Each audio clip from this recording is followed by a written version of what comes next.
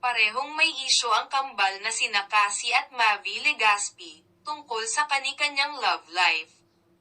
Una nang nilinaw ni Cassie ang real status nila ni Darren Espanto. Nagsalita na rin si Mavi sa panunukso kina Darren at ex niyang si Kylene Alcantara.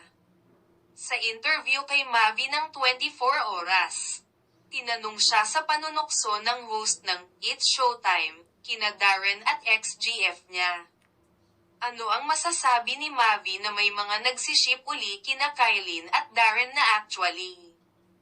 Unang na-link noong nasa ABS-CBN pa ang aktres. I have no problem kasi Darren and I are very close friends. Again, what you see on TV is what you get. Pero behind closed doors, nagme-message kami ni Darren so we're very good, sagot ni Mavi. Natanong din si Mavi sa kanyang love life, ready na ba siyang muling ma-in-love?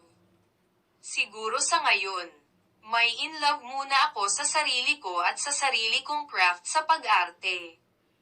I can't let this slip away kasi yung binigay sa akin na napakagandang project. If mamis ko tong project na ito sayang ito, ayon sa young actor. Single nga si Mavi ngayon at wala na ring nalilink sa kanya pagkatapos ng issue sa kanila ni Daso Richoy.